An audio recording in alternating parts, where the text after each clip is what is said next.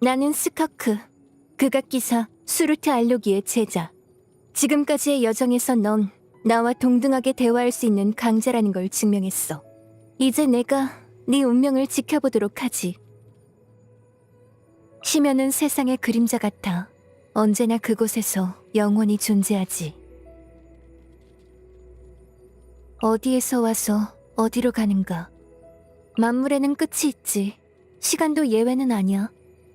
괜찮은 비야. 뇌광이 맹렬한 건 구름 아래서뿐이야. 하늘 위는 여전히 맑지. 극한의 추위 속에선 모든 게 고요히 멈추지. 그에 비해 여긴 한참 멀었어. 바람은 눈앞의 안개를 걷어내지. 잘 잤어? 몸이 완벽한 상태로 회복된 것 같네. 그럼 출발하자. 정오는 검술 연습에 적합하지 않아. 보통 이 시간대에 난 명상을 하지. 수행은 필수지만 회고와 반성도 필요해. 잘못된 길로 빠지지 않도록. 아, 벌써 저녁인가? 바깥 세상은 시간이 너무 빨리 흘러. 그러니 더 소중히 여겨야 해. 가서 자. 난 검술 연습을 더 하러 가야겠어. 최근에 리월에서 고서를 보는데 흥미로운 구절이 있었어. 현명한 자의 마음은 거울과 같아 당기거나 밀어내지 않고 받아들이되 숨기지 않으니 모든 것을 이기되 해치지 않는다. 이런 깨달음을 가진 작가라면 보기 드문 무학의 종사일 거라고 생각했는데 기록을 보니 그냥 평범한 여행자더라. 인간은 가끔 내 예상을 뛰어넘는 것 같아. 이게 바로 그들이 말하는 저력일까? 기분이 좋을 땐 검을 휘두르고 좌절할 때도 똑같이 해. 내가 강해져야만 운명이 고개를 숙이게 할 수 있으니까. 단련하고 싶다면 심연에 데려가 줄게. 거긴 방해도 없고 시간의 흐름도 티바트와 다르니까 훨씬 효율적일 거야. 어쩌면 네 말처럼 질서 있는 우주를 만들려면 많은 이의 노력이 필요할지도 몰라. 하지만 난 희망을 남에게 걸 수 없어. 난 더 많은 것을 해내고 그들에게 이 길을 증명해야 해. 나는 사부에게 심연의 힘을 다루는 법을 배웠고 켄리아의 유적 연구를 통해 그걸 일반 원수의 힘으로 흉내내는 방법도 찾았어. 결과적으로 너와 나는 신의 눈 없이 원수의 힘을 사용할 수 있지. 그건 우리의 소원이 신의 평가를 받을 필요가 없다는 거야. 사부가 가장 처음 배운 건 켄리아의 정통 흑뱀 검술이라고 해. 하지만 나를 가르칠 때 사부의 검술엔 흑뱀 검술에 없는 게 많이 추가됐지. 무의란 게 그래. 끝없이 결합하고 관통하며 자신을 갈고 닦아야만 오래도록 성장할 수 있어. 별바다를 여행하다가 감각이 완전히 반대인 동물을 봤어. 녀석들은 단단한 얼음을 따뜻하다고 여기고 뜨거운 불을 시원하다고 여겼지. 또 서늘한 동굴에선 땀을 비오듯 흘리고 강렬한 햇빛 아래에선 벌벌 떨었어. 그래서 주변의 다른 생물들과 잘 어울리지 못하지만 그래도 잘 살아가더라. 생명은 복잡하면서도 단순해. 극악이라는 이름을 가진 사람이 몇이나 될까? 이 호칭을 붙인 자는 분명 그 사람을 아주 증오했겠지. 사부는 불의를 많이 저질렀고 기사 출신임에도 기사 정신을 저버렸어. 하지만 여전히 많은 사람이 그 자를 따르지. 그 사람은 강하고 차분하고 자신감 넘치며 누구에게든 솔직하니까. 그 사람의 목적은 단순히 감정을 충족시키는 게 아니라 자신을 더 완벽하게 만드는 거야. 그게 그 사람이 강인한 이유이자 위험한 점이지.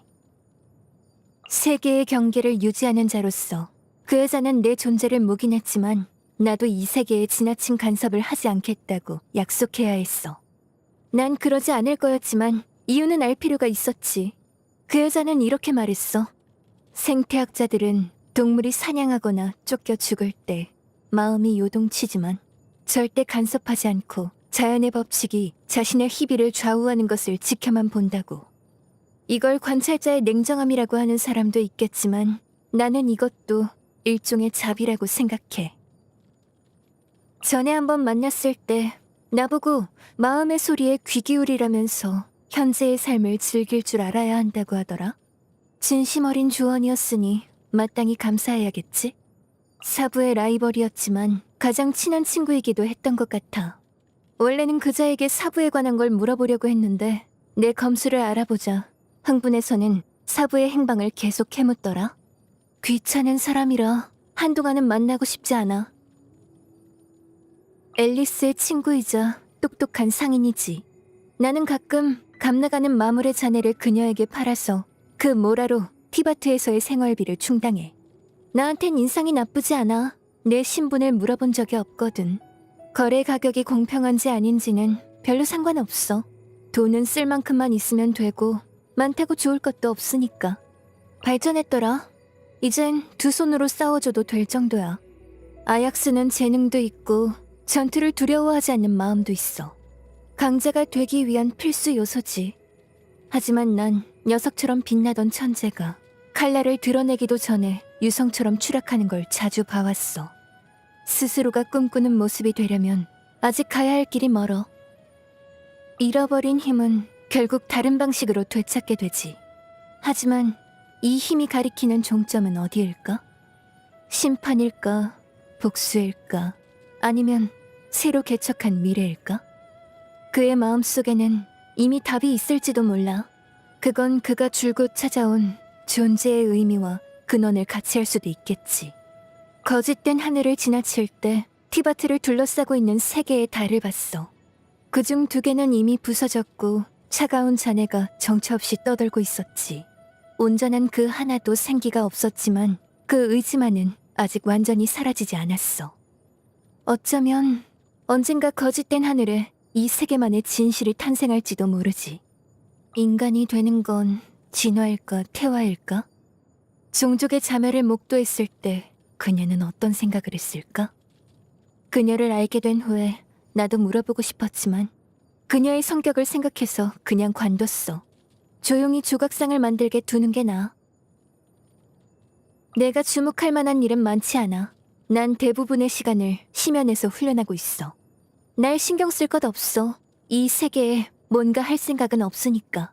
장시간의 훈련 후 피로와 통증을 풀어주는 게 가장 큰 골칫거리야. 심연의 힘을 제어해 근육을 풀어줄 수는 있지만 심연의 힘을 사용하는 것도 힘이 드는 일이니까. 그래서 스트레칭을 배웠는데 효과가 꽤 좋았어. 너도 같은 문제를 겪고 있다면 내가 가르쳐줄게. 몬드를 여행하다 어느 음유 시인을 만났어. 그자는 나한테 악기 연주하는 법을 가르쳐주고 같이 술을 마시자고 달래붙었지. 나는 어지러운 느낌엔 금방 적응하고 밤낮 없이 술을 아무리 마셔도 멀쩡했어. 근데 그 시인은 언제 취했는지 의자에 쓰러졌더라. 그래서 어쩔 수 없이 내가 계산했어. 이곳에서 머리 위에 별 하늘을 바라본 게 한두 번이 아니야. 비록 가짜 하늘이지만 우주를 향한 창조자의 낭만과 환상이 느껴졌어. 끝없이 펼쳐진 은하수와 은은한 달빛.